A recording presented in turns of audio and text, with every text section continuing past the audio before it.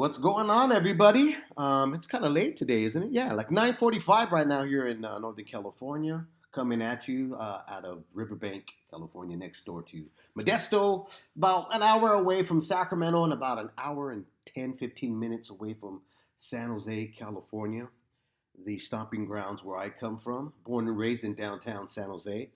Anyways, I hope somebody comes on. I hope everybody joins the show really quick. I thought I'd check out this new face that I'm doing here. News and notes, a couple of things to bring up and talk about. I was actually at work today, and you know how, dude, this weather's really crazy, right? So it was getting rained out. Had to go inside one of the buildings to work on vehicles. If you don't know, I'm a PDR guy. I remove dents on vehicles. That's what I do for a living. I don't do this for a living.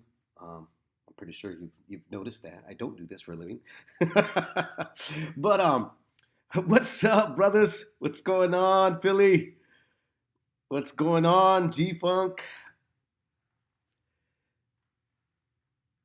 Oh, no problem, bro. Thank you for yeah. No, that's what I was gonna go into. I'm not gonna say La Roca. La Roca. I hope I'm saying your name right, man. Um, what's up, Chicano Prophet? Yeah, man. So, anyways, La Roca was. So I was talking about. So I had to go inside the building, and I get a chance to talk to like the detail guys that work in there, and a lot of the detail guys are just normal blue collar guys, so they watch football, baseball, basketball, and right now the big hoots about the Super Bowl. But a few guys were like, "Dude, ain't nothing really going on in the boxing." I'm like, "Actually, next month, bro, we got a hell of a schedule for boxing." So then that's when I started thinking. I was like, you know what? I don't really see.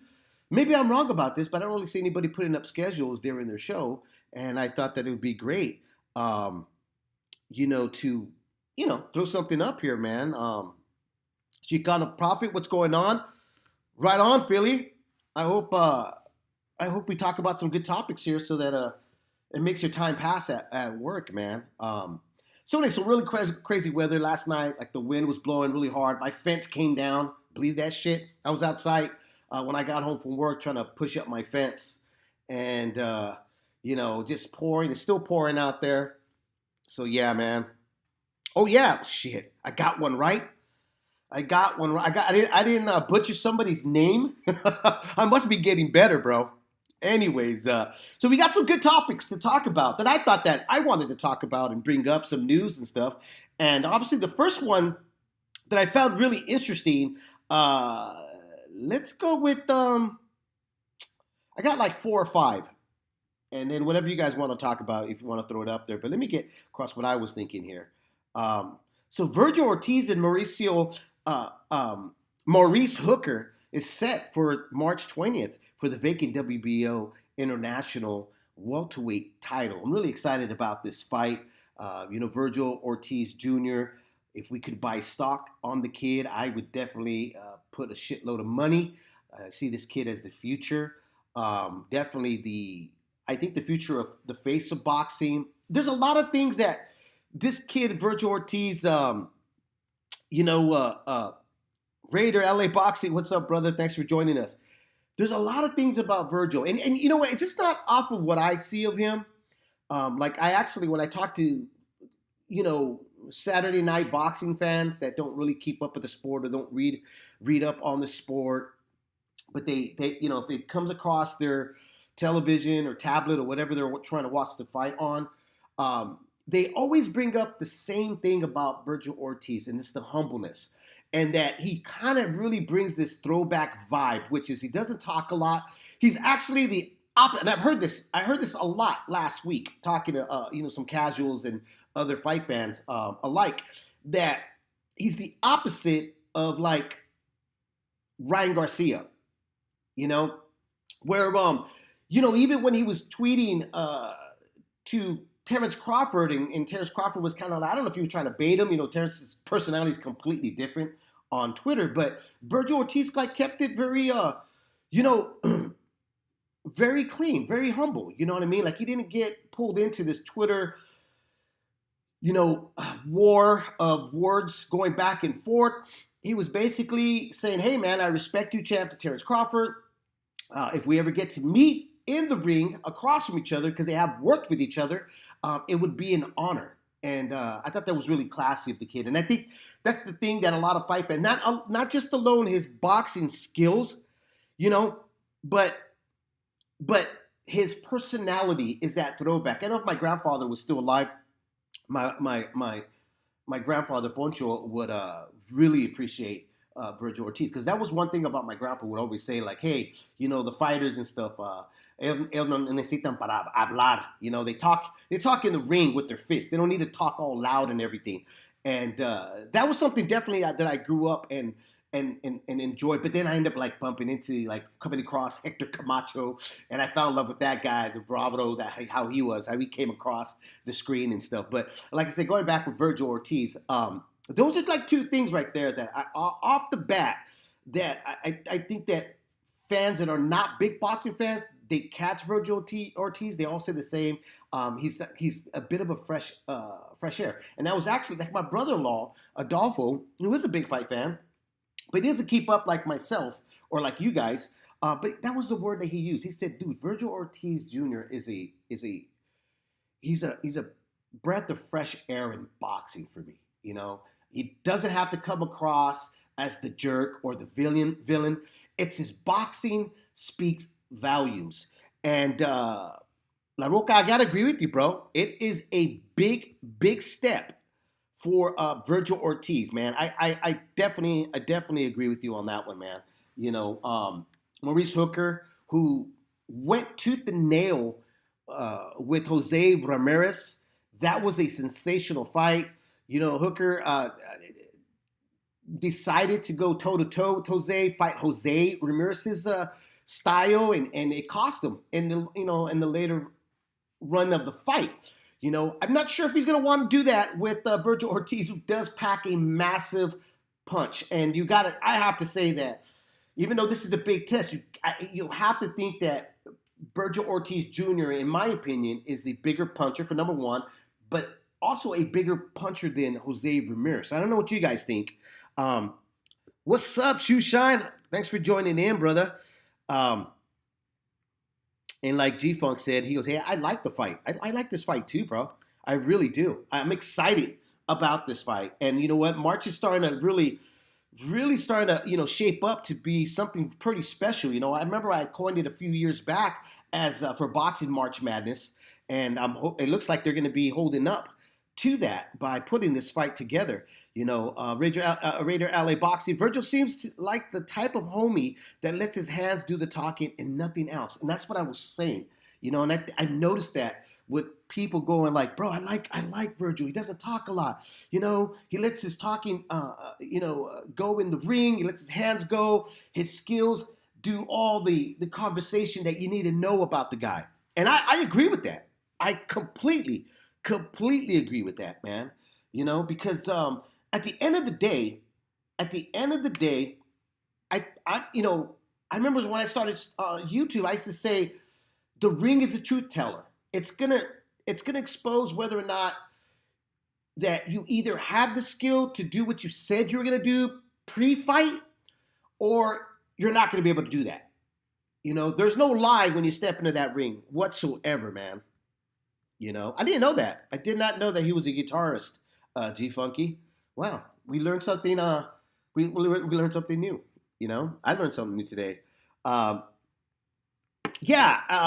Ruca, you're right. Hooker is a former world champion in his own right. No, absolutely. That's why I think that Hooker, you know what? I think he learned his lesson. I remember going back and listening to a few of his interviews, and I even remember talking to his ex-trainer a bit, and he was saying like, hey, Hooker will learn from this. If there's one thing about Maurice Hooker is that he does allow himself to grow and go back to the drawing board. And like I said, in an interview, I can't remember who he did it with, he had said, you know what, I effed up. I fell into the trap of just trading with them. I let the pride take over. These are not his quotes, but I'm just kind of like, going off of what I could remember him saying. And I think in a lot of ways that you learn from that. I think he learned from that. That's what a champion does.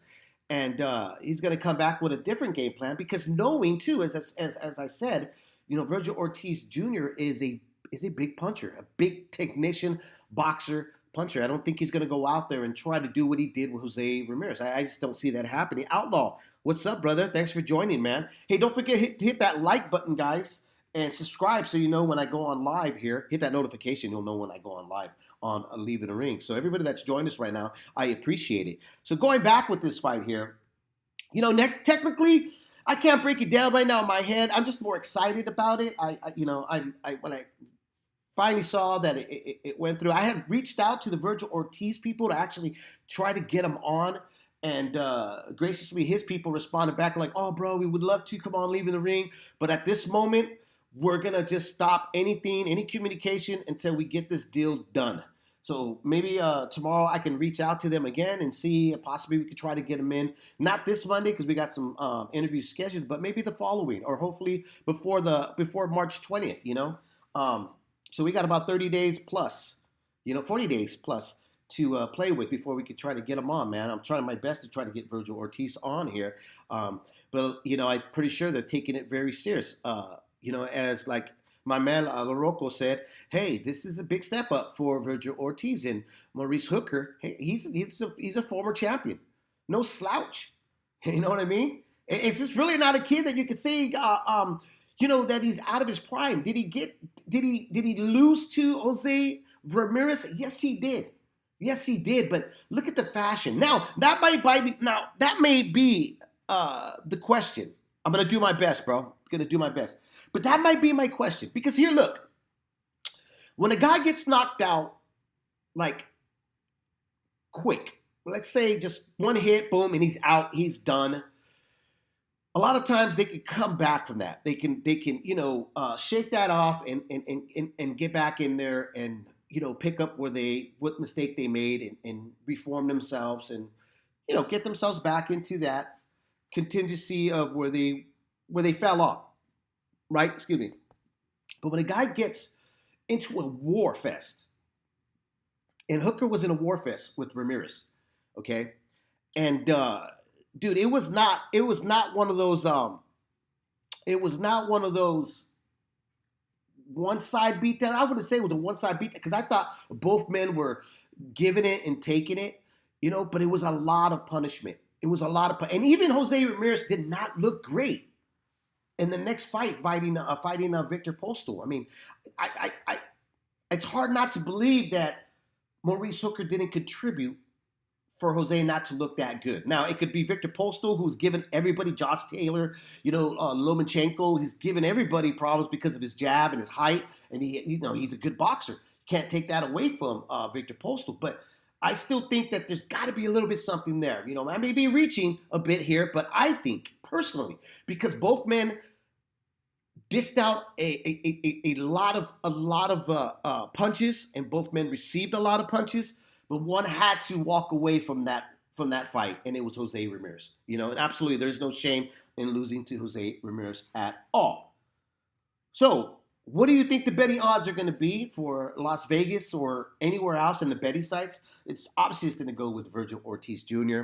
Not a lot of kinks in his fight game at this moment. We're still, as much as we're up in height of him, I still think that there's stuff to be said or the unknown about this kid, Virgil Ortiz. And I think Maurice Hooker may be the guy to expose a bit and see whether, because Virgil Ortiz, you got to admit, everything's gone his way.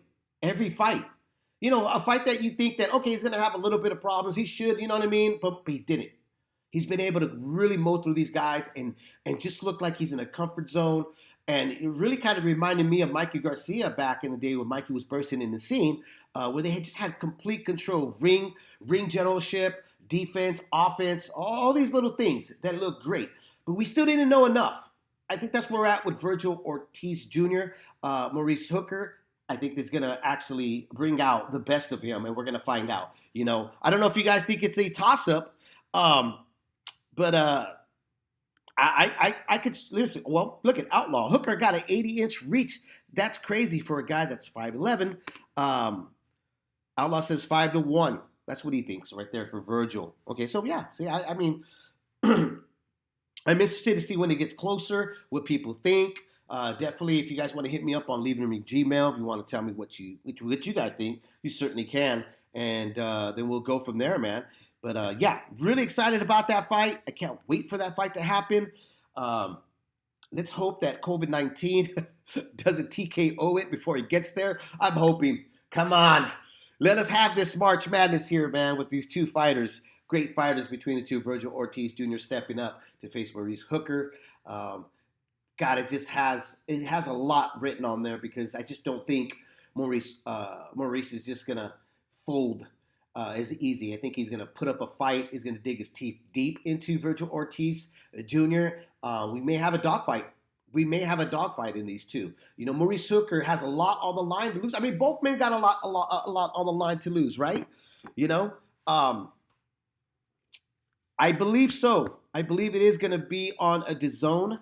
I could look up the details and post it on the Leaving the Ring community chat there on the YouTube channel. But going back, I believe both guys. Both guys have a lot on the line. Maurice Hooker, in order to stick around, you know, he's got to do something. He's got to win big, or he's got to look fantastic, or spectacular in a way with losing if he does lose. But Virgil Ortiz Jr., I mean, in order to step up and get closer to those bigger fights out there that are waiting for him, and the expectations that some of us have that believe in this kid, and on the investment that Golden Boy and his handlers have been doing with him, he's got to get past Maurice Hooker, and he's got to win big in this one as well. You know, as well as every other fight that comes forward for him, he's got to win big, right? So let's check out the next news here, man. This is another good fight right here, man. I don't know if you guys saw this, man, but I like this here. You know, Boots versus Sergey Lipinets agreed in terms for a welterweight fight in April. That's another good fight. You know, Boots' last outing wasn't great. It was a head clash. He wasn't happy. He was like, "Look, I didn't want this like a win like this." Sergey Lipinets is definitely a tested warrior. You know, he lost to Mikey Garcia, but this guy he's a brute. What could you say about Lipinets? You know, he comes to fight, and he's going to show up to fight. So this is a really good test for Boots, in my opinion, who Boots has been looking phenomenal, okay? He's another kid that is built up to be another face in boxing to keep an eye out. Possibly a future star in the sport as a welterweight. So I don't know what you guys think about this fight, but I actually like this fight. You know, Lipton is a limited fighter, but if there's one thing, he comes forward, he's got power, he's got decent power, and I think that he should be able to test Boots. Boots is obviously the more superior fighter. You know, like Philly said here, he is a Philly future champion. Going back with Boots, I mean, he's got all the tools and all the promising that a young fighter like him, or an upcoming fighter like him, should have and need. So I think that the bar with Lipton is actually really good. It's a good step up, closer, as well as like Virgil Ortiz going after Maurice Hooker. So I'm hoping that Boots Ennis and Sergey Lipinets, they both sign on, and I hope they move forward into the April fight between the two. Like I said, I think this is a great, great, great matchup, man. I agree, brother. G Funky put on a good fight for Boots. D Style, what's up, bro?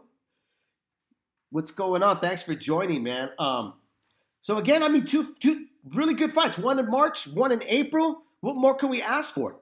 You know, just those two fights alone right there has really got my blood going and going like, yeah, I can't wait. March and April. Let's see what Shoeshine's got to say about this fight. Boots will KO Lipton's. He was about to KO Van Hordeen. Yeah, he was. Going back with Boots, I can't say you're right. I agree with you, Dave, from Shoeshine Boxing, who's on every Monday. So check him out on Periscope. And he's on the Leaving the Ring rotation. I agree with you. I think he's going to knock out Lipton's, but I think he's going to work for it, because I don't think Lipton's going to fold unless he's like old overnight. I just don't see that happening. I think if anything, Boots understands and his handlers understand that they need rounds. And they need a rugged guy to come forward. They need a rugged guy to try to disrupt his rhythm. Because that's one thing that we'd like to see. Let's see how he does. How does he adjust? How does he father against a guy that's going to try to get on him and land some big shots? But I don't agree with you, Dave. I think that there's a strong possibility that Boots can knock him out within 4 to 5 rounds. Let's see here. Boots should win, but glad he's stepping up in competition. I agree with you. That's what I mean. I really agree with you on that, man. I think it's great that he's stepping up. I think both him and Virgil, if they continue winning, we got a collision course for both these guys. I know the talks is and the hopes is that like Virgil Ortiz maybe next year or hopefully in the summer. I don't know. I don't know what they're gearing up. I can't remember exactly what they're saying, but I think they were there in hopes of maybe getting in with either like Errol Spence Jr. or maybe Terrence Crawford. Who's to say? Who's to know? Boots is still a prospect, but I mean this fight here with the Boots fights, I believe that they're trying to get a title for this fight here because I believe it's going to go 12 rounds. For a vacant title or something like that. I can't remember. Somebody put that in the chat. Let me know what that was. But yeah, these are fights that these guys need. They definitely need these kind of fights on their resume. The only thing is that Maurice Hooker is definitely a more dangerous fighter than Sergey Lipinets. But I'm not going to hate on that fight. I think it's a great step up for Boots. You know what I mean? I think that's what all of us think. But I think we're all on the same page that we think Boots it should stop Lipton's, within the 4 to 8 rounds. I think he should, or he's gonna batter him up so bad, cut him up that could be possibly a TKO. Don't know. Do not know. That's why we watch the fights. Here Drew put Boots in 3. Boots in 3. Remember that, guys. Irish Drew is on the record for that one there, man. All right, man, let's see what else, Let's see what else we got here in the news and topics here on Leaving the Ring. Ooh, I tell you what, here's something else that's pretty interesting. Yeah, Joseph Parker, if he gets past his rival heavyweight, Junior Fa, he's interested in facing Derek Chisora. Let's remember this, that Derek Chisora and him were supposed to face last year, but it was canceled because Joseph Parker got a spider bite, a weird spider bite, and so they had to cancel the fight, and then he had to sit out, and Derek Chisora went off on his own, did his own thing, and now Joseph Parker has to face Junior Fa, which, you know what? I like the Derek Chisora fight. I mean, Derek Chisora is just a tested warrior, but I think he's towards the end of his days. I think it's fair for us to say that. I mean, he's going to give everybody a big run for their money, whoever he steps in with. But, the guy's just got a lot of, ring tear on him. So, I don't know. But also, Joseph Parker, thinking past Junior Fa, I don't know if you should do that. Junior Fa, man, undefeated.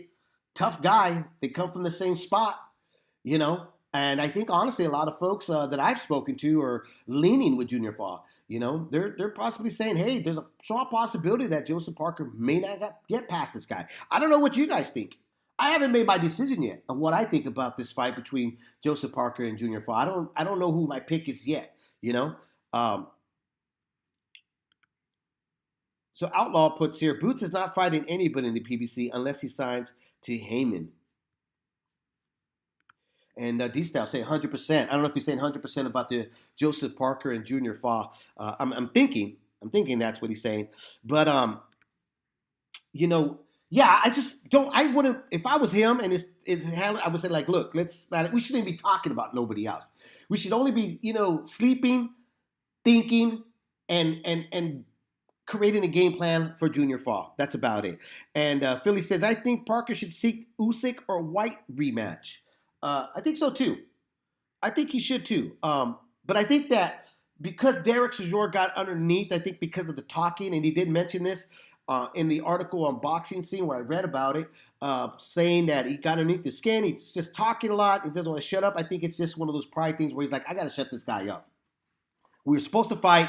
It didn't happen. It's still a good fight, but I still wonder, hey, look, you've got a very hard test in front of you in Junior Fall. Why even go look past that? Let's talk about that after. If you can get past Junior, then of course, Derek Chisora, Dillian White, or even Alexandro Usyk, those are good guys to talk about and to face down the line. Chisora is a gatekeeper at this point, but can still bang with anyone. With the heavyweights, it only takes one big shot. Totally agree there, bro. Absolutely agree. The one thing though about Joseph Parker is that he's a big puncher. He's a boxer puncher. He's a good mover. He knows how to box. A lot of folks thought he won against Andy Ruiz. He's got quick hands. Look at the way he had Anthony Joshua. Anthony Joshua was really tentative of mixing it up with him. And a lot of other heavyweights, Joseph Parker, there's no way of denying that this guy's got tremendous skills as a heavyweight. He's one of the top, 5, 6 guys out there at this moment, but at the same time, Junior Fall's trying to take that spot, trying to get closer to, get himself closer into the talks of maybe facing Tyson Fury or Anthony Joshua, even though they got a scheduled fight with each other, which is excellent, excellent fight. One fight in the heavyweight division we've been waiting for. And Philly said that for Andy Ruiz, he thought that Andy Ruiz beat Joshua.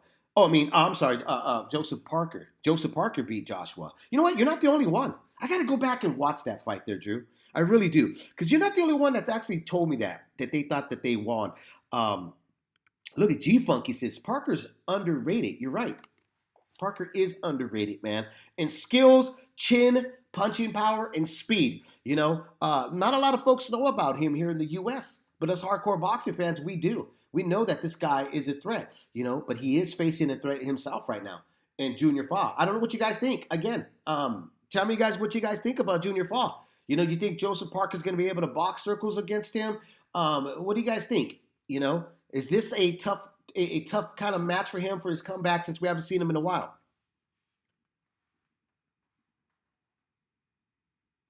I saw that, A-Rod. Dang, the main event and co-main event are off for this week about from Don King. I did end up seeing that, and a lot of legal issues. I heard that Freza Kendo came back in the scene. He hasn't even fought since I think it was like 2014 or something like that.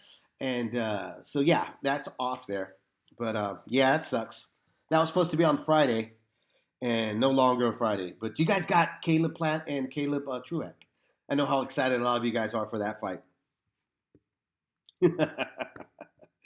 Right? Again, Joseph Parker if he gets past his rival heavyweight Junior Fa, he is interested in facing Derek Chisora. Hit that like button. Make sure you hit the notification bell and subscribe. And don't forget, we're on Monday every night at 5 p.m. Pacific time, 8 p.m. Eastern time here on Leave and Ring on YouTube. If you don't catch us live, don't worry about it. You'll catch us on our podcast. Go to Pandora and catch us on the rotation, as well as Hispanics Causing Panic on Tuesday nights. Okay, and they're at 7 p.m. And catch them there. Some great guests, great show and stuff. And then you get the roundtable. The roundtable is on a Thursday night. So don't forget about that, And on the same Monday night, you get the Shoe Boxing live on Periscope. On Sunday night, you get Ringside Reporter. And they all do end up on the Leave the Ring rotation. So don't worry. If you don't catch them live, it's not a big deal because you can catch it on the podcast. Put it on your earbuds there, man. Tune in and listen to them. Listen to us. And then on what is it, Mondays, Wednesdays, and Fridays, my co-host, my partner in crime, Amilcar, is got Live at 5, Leave It a Ring Live at 5 on his channel. And he's also put up on the Leave It a Ring rotation. Man, he's got some great stuff. He's doing like an hour show by himself. It's a solo band show, right? One-man band show. And, man, he's bringing it. He is definitely bringing it, man. Okay, so let's go on. Let's move on here. Let's see. What is the last one? No, there's actually 2 more topics here that I want to talk about. I don't know if you guys saw this, but I thought this was pretty funny. He's probably one of the most hated guys Philly says that their show is also on YouTube. Okay, so I'll post that there. I'll post everybody's info and their channels on our main page here on YouTube. You know, Fast Fred hasn't fought in 6 years. How is he still ranked? WBA is the worst of the worst. Oh man, yeah, I think that Amilcar broke that down on one of his segments on a Monday show or was Wednesday show or something like that, and really got in deep about the titles and what do they really mean? How confusing it really is. I put in my input about these titles, but yeah, dude, Fezzo Kendo, he hasn't fought in a long time, but he was able to interject himself in this heavyweight title fight that Don King was hoping to put together, and well, he succeeded, and that's where we're at there. But let's go here. A guy that's pretty much hated from a lot of boxing fans, but I still have mad love for this dude. And that is former four-time division champ Adrien Broner, who said that Regis Progress is a clown. And he says, yeah, you know what? There's no reason for me to fight this guy because it does nothing for me. Okay? And I was like, I don't know what you guys thought, but I was like, man, I don't know. Regis he's a really tough dude. Is that his way of saying, like, I don't think I can win that fight. I don't want that fight as a comeback, which I don't blame him. Why would you want Progress as your comeback fight? You know, I mean, we got to give it to Adrien Broner. As much shit that the guy talks about, about billions, right? That's his slogan here. The can man, the can man. Anybody can get it, right? But his resume is pretty deep. You know, he's faced everybody. He's fought a lot of guys. Has he won against them? No. But everybody always scratches their head and says, how does this guy get back on a headliner? How does this guy get back on getting a big fight? Again, TV personality sells fights. This guy knows how to sell himself. Okay, he knows how to market himself. He's kind of a bit of a genius. We're always like, everybody loves a train wreck, and this guy is definitely a train wreck, whether it's in the ring or out the ring. And you know it's going to be showtime when this guy gets on the mic and starts talking about his opponent, whoever he's going to face. Was this surprising to hear about Regis Progress, him turning it down or saying he has no interest in it? No, because he did finish saying that he would kick his ass. He said, I'd beat his ass. You know, I'd F him up. I'd do this to him. But he's a nice kid. I like him. He's a good kid, is how he ended up in the conversation, which was on I think it's Ben Custer's The Last Stand. I think that's the name of the podcast. And to me, that was a signal of, I don't want to face this guy. Not right now on my comeback. Come on, I haven't fought in a while. Let me get my juices working again. Let me get some oil on my joints here. They are hyping up a potential matchup down the road. Like, you know how boxing is. I know, bro. I know. You know, and you know what? If he does come out and he does look good and he looks faster, because what Broner's problem has been is that he hasn't really lost the speed, but he's lost the output of his punches. Okay, which he didn't really do a whole lot at 135. Okay, even on his come up, he wasn't doing a whole lot, but he was definitely putting punches together a lot more than we've seen of late when he moved up to 147. You know, I want to see him work it out with this next fight, whoever he decides to sign on, so that we could see whether he really did go back to the drawing board to really make a statement, or he's just making a comeback because he needs money and he's looking to like shake off the ring rust and then go after the biggest money grab that he can. Which you got to admit, Progress would be a good fight for him. Is it a pay-per-view event for him? I don't think so. And I think that's where Broner's looking for, is another big pay-per-view payday. And I don't know if you can get that. Now, whether or not that they're trying to line these two up, I did text Lou DiBella earlier today just to try to get some more information, and the fucker never got back to me.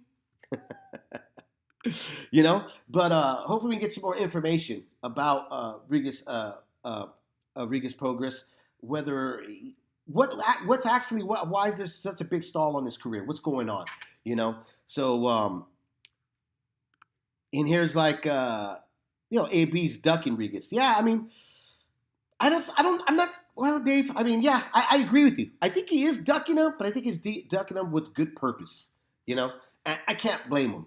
It is the fight game, like La Roca had said. It's the fight game, man. It's boxing. They're going to drag something out. They're trying to build it up. And it's a strong possibility. Would not let that get past me because that's the way you're supposed to market a fight to strike interest. Because here's the thing: if Broner comes back and he fights and he looks decent, okay, he does. If he does look decent, it is gonna up the interest of fight fans because right now a lot of fight fans are basically writing this guy off. Nobody's like, we love his personality. We know he's a shit talker. We know he's gonna make us laugh. He's funny. He's engaging. But and it's always the big but with Adrien Broner. Is he taking the fight game serious? Is he? I mean, I saw he is. I mean, he's losing weight. He looks good in shape, but that could just be a shell of him, right? So I think he needs that big fight there, the next fight, whoever he's going to face, to make a statement or not make a statement. Either we're going to see the Adrien Broner of the old right now, or we're going to see a rejuvenated Adrien Broner. And if it's a rejuvenate Adrien Broner, I think the Regas-Prograis fight now becomes more interesting because it needs to be competitive, in my opinion. Let's hear. A-Rod said, nah, Broner needs a good fight so he can stop asking for $13 donations. Cold-blooded. That's cold-blooded. That's great there, man. Oh, man. And then let's see. It's here. Outlaw says, about broke needs a big fight. He is in the hole with money real bad. And that's what I mean. So either he's just coming back for that payday and he's looking at Regas-Prograis like, I need something simple, something easy. Maybe that's what he's thinking. We don't know. I don't know. I'm not in his head. That would require me to be in his head. I don't think I would want to be in Adrien Broner's head. But, I think he needs something to strike more interest. I think he knows that his mouthpiece alone is not going to get them that big payday. He's got to show us something. I'm hoping that's what they think. That they got to show us something, right? Let's see here. And G-Funk's over here drinking Pacifico. Woo, boy. What's the occasion? What is the occasion over there? So let's see what Adrien Broner does. Hopefully down the line, he does. Regas-Prograis is still around and wants that fight because we didn't get the Maurice Hooker fight that I was hoping. Instead, we're going to get Maurice Hooker versus Virgil Ortiz Jr. I haven't heard or seen any interest of the rematch with Taylor for Prograis. I really like Prograis. He's got a great style. He's very aggressive. I want to see the kid back in the ring. Definitely do. And it would be a big payday for Regas to get four-time former division champion Adrien Broner. That's a big name on his resume. To me, that moves that needle for him to move up and probably even have negotiating powers, depending on how well the numbers do. Okay, which is really difficult to do because of the pandemic. Not everything's still open. Pretty much everything that you go and there's going to be an audience attendance is going to still be in Texas. Oh, he's got an anniversary. Well, happy anniversary, Vato. Right on, man. All right, so let's see, man. Let's move on here. I got one more topic here on the Leave It in Ring news and notes and quick takes here. And then I think that's about it for me, man. Like I said, I decided just to jump on. I wanted to test out this new face. Tell me what you guys think about this new face here with the schedule and some great matches up here on February. I'm going to be messing around with some other stuff here as well with the graphics here for Leave It in Ring. Try to make, just try to make it look better. Give you some eye candy for some of you desperate vatos out there and stuff. That's what I'm hearing too. Taylor versus Ramirez looks like it's gonna happen in May, which, oh, dude, that would be great. Great. What a great present for me because I am a Cinco de Mayo baby. If you ever wonder how Chicano I am, I was born on Cinco de Mayo, May 5th. My mom did me right, She pushed me out on the right date there, Cinco de Mayo. So if that fight does happen, what a great fight. That's what leaves Progress out on the, he's a window shopper right now. He's literally at the mercy of really facing anybody at the moment because he's got nobody to tangle with, you know? Thank you, guys. Thank you, thank you. Yeah. All right, so let's move on to this next topic here, which, dude, when we talk about Adrien Broner, and we say how the genius of the kid is by this mouthpiece that he has, how he markets himself. It's the love and hate that us fans have with Adrien Broner. It could be said as well about Ryan Garcia. Okay, and what I'm saying here is like, look, Ryan Garcia just got the best win in his career right now on his resume. He just beat an Olympian, a gold medalist, Luke Campbell, and he did it in great fashion. Came off the canvas and knocked the other guy out. Okay, showed that he does have true blazing, crushing power. Then went on and called out Tank Davis and told Devin Haney, don't worry, you're in line. I'm going to get to you. Okay, but they was trying hard. Pounding at the table, telling Golden Boy, make the call. Call Mayweather. Get Tank Davis on the phone. Let's make this fight happen. But instead, after Saturday night, Conor McGregor loses to that guy, Dustin Poirier, I think his last name is. I don't watch UFC, man, unfortunately. He get dusted out. The fight with Conor McGregor was in talks of fighting Manny Pacquiao. Well, that crumbled as well. That got dusted. So Ryan Garcia immediately was like, yo, how about me and you, Manny Pacquiao? And now Henry Garcia, which is the father to Ryan Garcia, says, hey, the deal was close. It's almost done. And they're seeking for a 10-rounder. Okay? Now, they still haven't cleared up whether it's going to be an exhibition or if there's going to be really something aligned. Is this going to be a catchweight or is Ryan Garcia going to move up? Nothing really said. But it looks like both camps are interested in this. What could you say? Ella says, looks like the same old face to me, Dave. I know, bro. That's what my wife says to me. She's like, damn, you again? Going back with Ryan Garcia, I'm like, love or hate him. This kid knows how to market himself. He definitely knows how to put his ass in the news. He doesn't need no help from nobody else. Whether it's cringy or not cringy, he knows how to move him closer to becoming a household name. He doesn't, when you hear people try to compare him or saying that, trying to build him up as Oscar De La Hoya, there's no way. There could only be one Oscar. Oscar was a gold medalist. Oscar came with a great story. And Oscar fought to where he was at to become a legendary fighter. Ryan hasn't even scraped the surface of Oscar De La Hoya's career. Doesn't even fight like Oscar. This better not be an exhibition. I agree. Because I'm like, why an exhibition? What are these guys, retired? Is this Manny's way of saying I'm retiring? And is this Ryan Garcia's way? I mean, look. You're in your prime.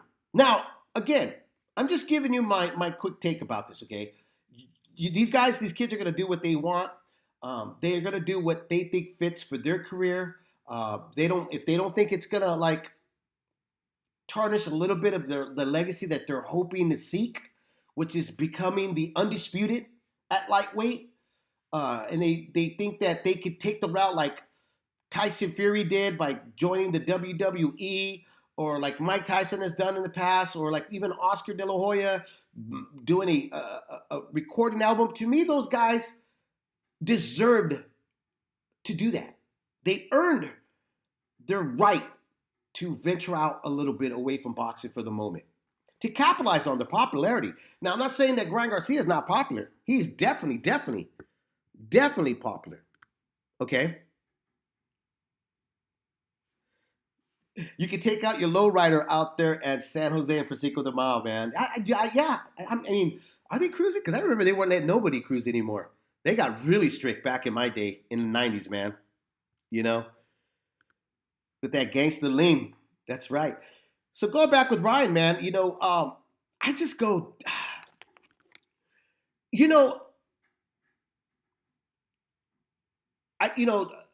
LaRocca said, I want to see it. I think it's the biggest money fight available for Pacquiao.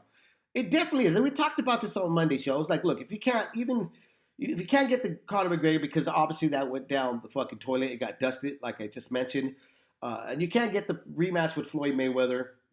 He doesn't. I just don't see him having any interest against Errol Spence Jr.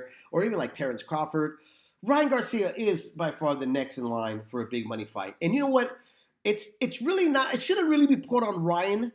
I think Ryan did the right thing by calling him out and seeing whether it sticks. And obviously it is because they're interested in it, you know. But Ryan is trying to get it. Ryan is trying, like I said, he's seeking to become that household name, the way Oscar was the household name. Everybody knew who Oscar was, and I think Ryan understands that he's got to get himself because he doesn't have the jewels that Oscar did, which is that gold medal and that story that captured not just the States but captured the world. Okay, they were able to connect with Oscar. Ryan Garcia is surfing the social media and he's gathering the power of social media and he's using it. This kid is like a superhero in his own little way. If you think about it, his powers are social media, and he used it on Saturday night by going, me and Manny Pacquiao. Let's make that happen. That's a big money fight because he knows that he's a draw. So why not? You know, let's see what some of you guys are saying. Outlaw, this is bullshit. If it's an exhibition, active fighters shouldn't fight an exhibition. I agree with you. I'm 100% in line with that, man. I don't think so either. But again, this is by far a genius move for Ryan Garcia because you fight one of the icons of the sport. Okay, Manny Pacquiao, a living, breathing, and still active fighter in the sport of boxing, Manny Pacquiao. You attach your name and you get in there for 10 rounds. 10 rounds of boxing. And if you can beat him, it's even more for you. So not that only does he get the attraction of casual fans, because casual fans are going to be like, what? He's fighting, he's still a draw. It's not like he's not a draw. You know? Let's see here with okay, Drew here said, excuse my French, but it's shit. Like, this is that fucking killing boxing. Like, damn, the sport making a comeback, you know? I know what you mean, Drew, but I don't think it's going to kill it. If anything, I think it's going to advance it because let's remember the little teeny poppers that are following Ryan Garcia, they don't know. They have no clue what an exhibition. Look at how many people tuned into Mike Tyson and Roy Jones Jr. And a lot of people didn't even know it was an exhibition. They didn't even know it was an exhibition. They didn't even know how many rounds the fight was going to happen on fight night. 5 minutes away from these guys walking out to the ring, no casual fans knew how many rounds and ounce of gloves or how many rounds, or the fact that it was an exhibition, you know? Who bought Oscar CDs back in the day? I didn't. I'm a tyrant. I'll be honest with you. I did not buy his CD, but my brother-in-law did. CD, does that mean cross-dress? Oh, man. You guys are cold-blooded, bro. Hey, Rod, did he sing corridos or what? No, bro. I don't know. What did he say? It was like pop, right? Let's see. One of you guys. The first one that answers this. The first one right now is typing is the one that bought the album. Fronting like he didn't buy the album and shit. Look at G-Funk, he said it right here. Pop songs. Oh, man. And Drew said it's a fucking joke, which is the fight we're talking about. Ryan Garcia and Manny Pacquiao. And let's see, Shoeshine said, Shoeshine, Oscar got a Grammy nod for his album. He did. He did, man. And then the Outlaw put, what happened to Daring to Be Great, like Teofimo Lopez, you know, Teofimo versus Lomachenko. I think Dare to Be Great nowadays in boxing is, I'll do that after I make a shitload of money, you know. And I know everybody likes to contribute that it was Floyd Mayweather, but Floyd, to me, Floyd Mayweather worked to get to that position to start cherry picking who he wanted to fight. You know, the guy that I would really honestly say started that trend was Roy Jones Jr. Let's not forget, he was having pay-per-view fights with literally a firefighter and a police officer. You know, he really didn't want to dare himself to be great until after when his skills, his abilities eroded. Then he started kind of stepping it up.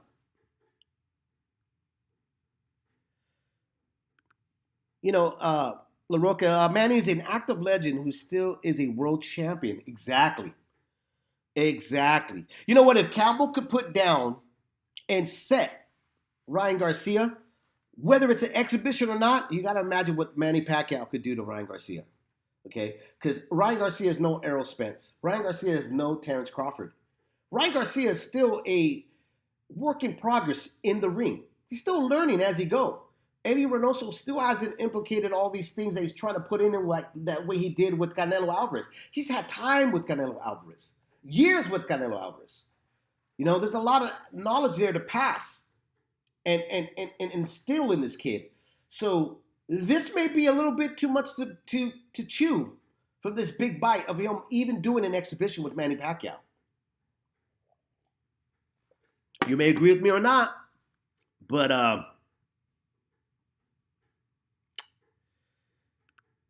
that's the way I see it. Any hardcore boxing fan should all pray for Jake Paul to get his ass whooped. Yeah. The more and more I'm hearing about these Paul brothers, you know, and you know what? Even though I'm hearing a lot about them, I got to tell you, I have no interest. But I do respect the fact that they are learning the fight game, you know. LaRocca, Roy Jones fought a garbage man on HBO pay-per-view. I'm telling you, man. Shoe sign. Funniest promo ever was Pacquiao versus Marquez singing contests on Mexican TV before their fight. Man, Manny sings awful. Why you hating on Manny, bro? Come on. I remember that, bro. I definitely remember that. And he used to sing at every their after parties, you know. He had to go on the mic and stuff and sing these songs, and which is like a big thing for you know, Filipino culture. You know, the karaoke box is definitely a family member. You know, which same thing with a lot of Mexicans. My dad, dude, my dad, bro. My dad, give him a 6-pack, and that fucker will be singing all night on a karaoke box. Didn't even sing the right lyrics to the right song. That's how bad my dad was. Here, D-Style said, Floyd definitely has a lot of blame protecting O from him. Yeah, you know, he does. But I think that, like I said, I think Floyd, though, worked to get to that position. And then when he got there, he completely, you know, took advantage of it. So I agree with you on that one, man. Kids are trying to be like Money Make. Way too much, you know. And that's why I said that, like Virgil Ortiz, hearing fans and talking to fans, they say he's definitely a refresh for boxing, because he seems like the guy that's not looking to do that. He's actually looking to do it the traditional way, which is fight for his position. And in Philly, Ryan Garcia is Amir Khan. You know, getting dropped by Campbell is not, I wouldn't say it's shameful. Would you guys say that? I don't think so. You know, Luke Campbell, bro, to me was no joke. I have to give kudos to Ryan Garcia. You know, what I saw with Ryan, though, is that I tell you what, Amir Khan puts punches better, puts combos better together than Ryan Garcia. With me, Ryan Garcia just throws and hopes to land something, okay? And he overcommits with that. And that's what caused the counter, which led into him getting dropped. He needs to settle. I was happy to see that his team, Adrien Broner, was able to settle him down, told him to calm down, collect himself, and remember that there's a science to this. You just can't go out there and blow everybody out, you know. But the chin wise, I think you're onto something there, you know, Drew. Let's see, A-Rod. Fuck that Puto Paul brothers. I'm with you on that, bro. You know. He passed the test. Yep. He got up. He did. He definitely did. You know. Hands of Stone looks like a good movie. Who recommends it? It is a good movie. It is a really good movie, man. Um, I actually enjoyed it. I did enjoy that movie. But if you really want to watch something really good, it's not a movie; it's a series. Um, I believe it's on Netflix, man. It's about Carlos Monzon, and it's about the murder of his wife. What he did. If you get a chance, it's a great. It was well produced. The acting was really good. It is in Spanish, but you can read the subtitles if you don't speak Spanish, and all that. And check that out. If you're gonna check out Hands of Stone, check that out.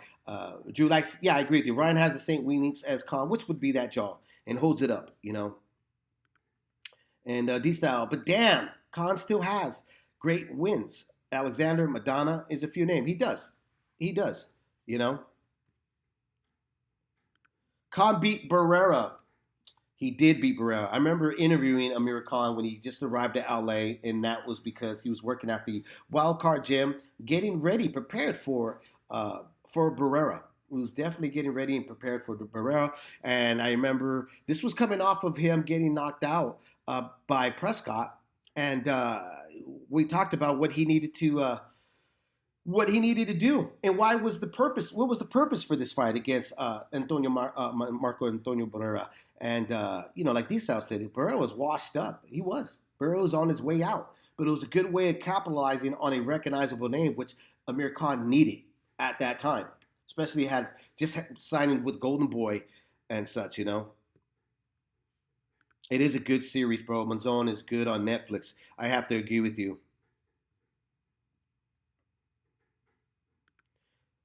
Soy American paisa. Yep.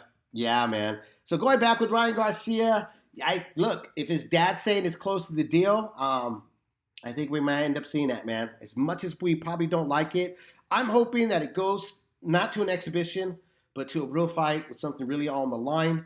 10 rounds is not bad. It definitely does wonders for Ryan Garcia if he gets the win. It's going to give him a big push. Where does the fight land? At what weight? Is there going to be? Is it catch weight? I can't see titles being all. I can't see Manny's. I don't know. Manny's title could be on the line on this one here. He does hold the title in the welterweight division. You know. Um, what story behind the interview with young Mikey when he gets wrapped up? Ruiz Ortiz topic. I don't know what you mean. Oh, oh. You're talking about. Oh, I know what you're talking about. What's the story behind the interview with young Mikey when he was getting his hands wrapped up in the Ruiz and Victor or Brandon Ruiz, Bam Bam, and Victor Ortiz topic, right?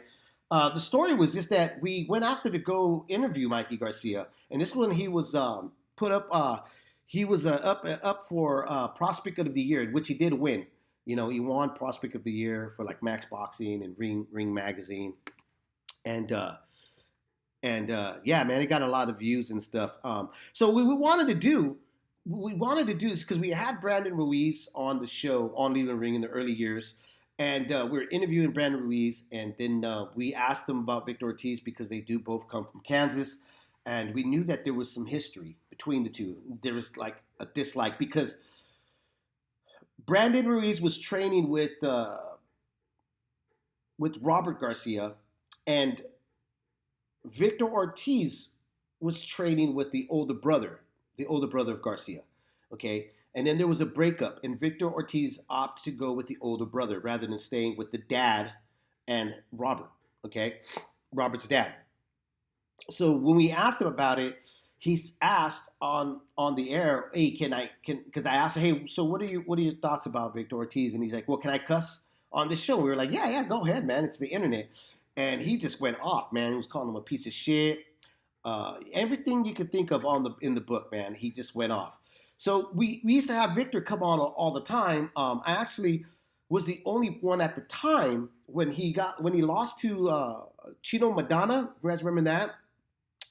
He wouldn't do any interviews with anybody. And I saw him at the Nokia fights that Golden Boy was doing. I don't know if you guys remember that. They were holding at the Nokia in LA, in downtown LA. They were holding these fights and stuff for up and comers. And Victor was there.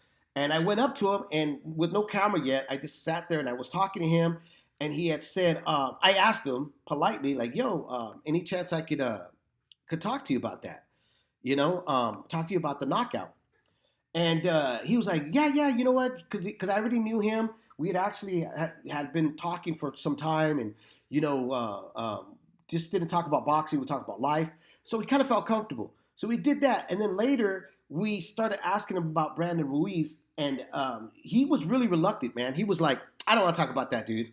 I don't want to talk about that guy. That guy's just he's riding my coattail. He's looking for a big payday, et cetera, et cetera." So when he started saying that, I was like, that's kind of fishy and stuff. So at the time, I had this group of guys that were doing a lot of filming for me because it was really expensive for me to go to LA, man. Like literally, I'd go to LA to all the gyms. I was going to like Maywood, the Wild Card, Azteca, you know, and it was costing me like because everything was coming out of pocket. I wasn't working for anybody.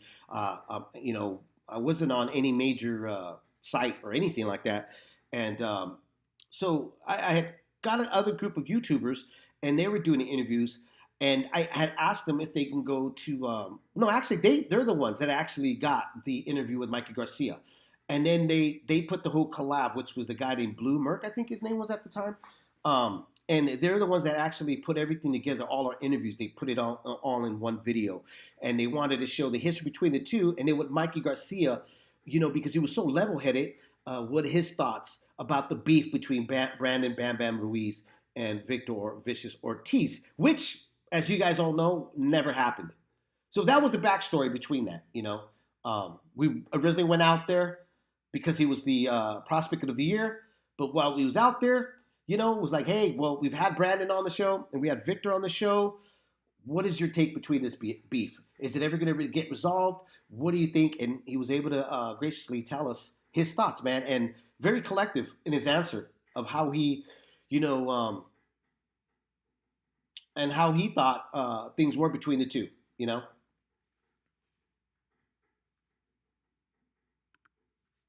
Let's see here. So, man, did you know that Roach was going to give you an interview in the wild card before you went? No, bro. Actually, I didn't even go. Honestly, it did not. I never showed up at anybody's gym. I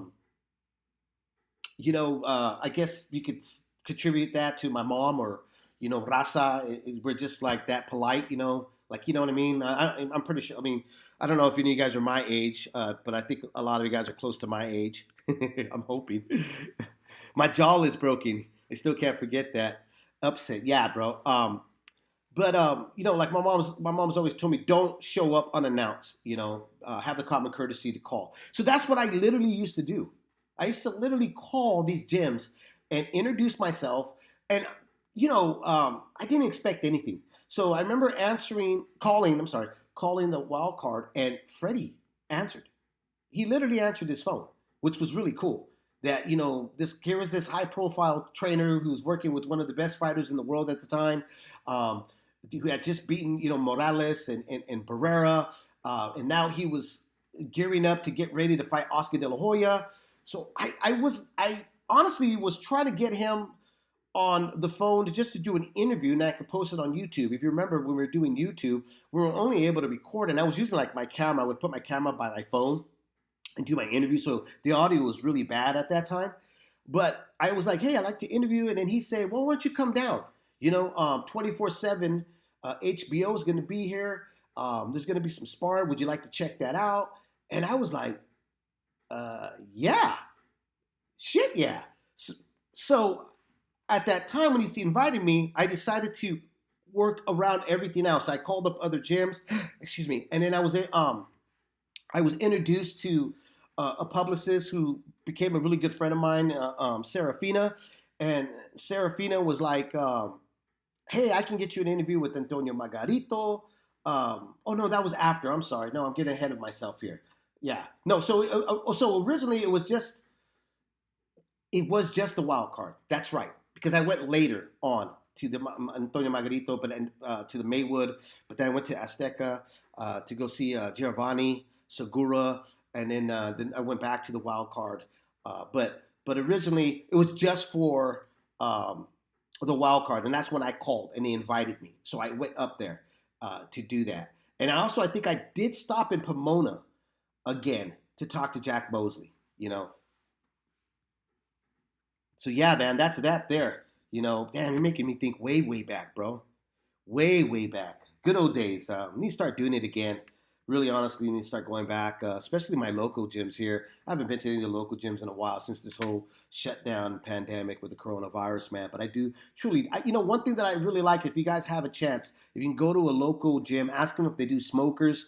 Smokers are by far some of the best fights you could see. It's always rivalries. You get one local gym against another local gym or out of the county. They come out and, it's supposed to be like 60 to 70% of them letting their hounds go. And then you just see them. They don't. They go 100%. You definitely see some brutal wars and stuff. D-style here. I remember you suggested to Roach to fight Cotto. I did. I asked them on camera. I was like, because they were thinking of names after they beat Oscar De La Hoya. Let me see if I can remember the whole story correctly there. So after they beat Oscar De La Hoya, they were looking for the next big fight for them. Okay, and this is really honestly where I think even Antonio Margarito was calling out Pacquiao, but Freddie was like, "We're not stupid." He even said it on camera, like, we're daring to be great, but we're not that crazy to go after Antonio Margarito." And at the time, it's because Antonio Margarito had just beat up Miguel Cotto. And I was like looking at Miguel Cotto like, well, look, if you really look at it, Miguel Cotto's not much bigger than Manny Pacquiao. Stature-wise, body, they were really similar. So I had said to Freddie Roots, I was like, hey, so what do you think about maybe possibly getting in with, Miguel Cotto right now? I mean, he did come off of this loss, but it was a valiant try that he had against Antonio Margarito. And Freddie was like, I like that. That's a great idea. And we talked about it on video, but then off camera, we went right back in and started talking about the Cotto fight. And we used to have Nate Campbell on early on before he got in with Timothy Bradley. And I remember Nate was calling out Manny Pacquiao and saying how he was trying to start up like saying that Manny Pacquiao and Freddie Roach don't fight African Americans. They won't fight black fighters. And I remember asking Freddie Roach as well about Nate Campbell, what Nate Campbell had said on the Leave the Ring show about them not wanting to fight black fighters. And Freddie just went off and he said, like, you know what, Nate Campbell, if you were purple, we'd fight you. Make the weight. And he said that because Nate Campbell didn't make weight, believe, in his last fight and stuff. So that was a really, really interesting interview and off camera. Great conversation. Freddie Roach, man, is really honestly an open book and an encyclopedia, in the fight game, man. He's really fun to talk to, man, I'd love to get him back on, tell you the truth.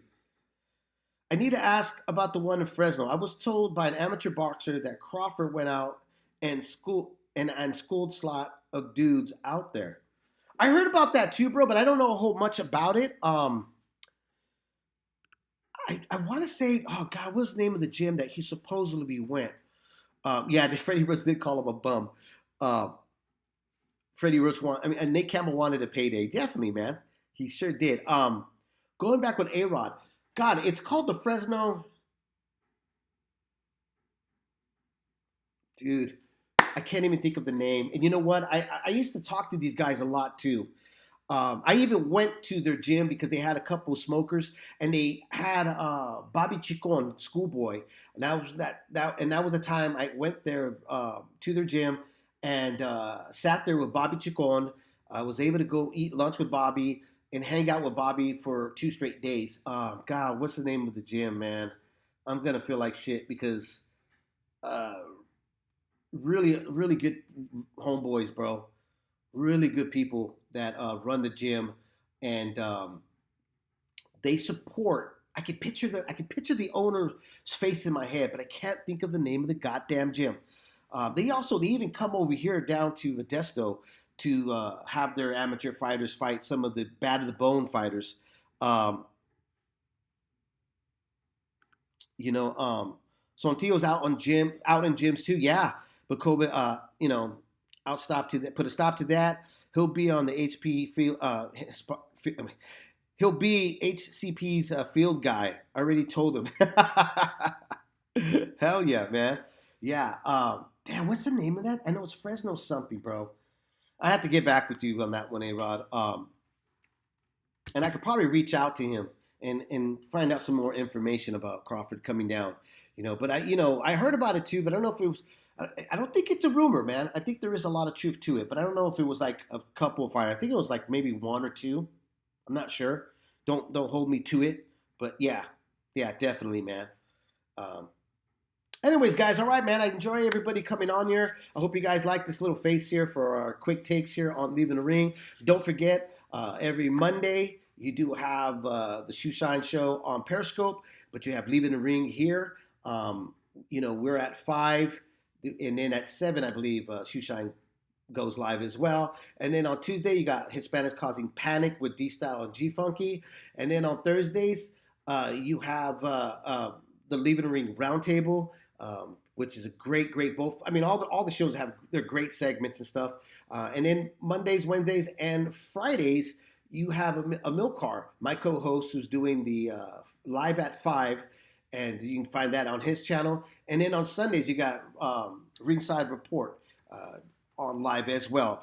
So again, man, thanks for tuning in, guys. Hopefully, I could do these solo shots here of quick notes and news here on Leaving the Ring. I'll try to do as many as I can, and I'm glad that you guys enjoyed the face here that I did. I'm going to try, again, like I said, keep working on the graphics. We'll catch up with everybody. You guys have a great night, man, and be safe out there in the rain and the wind.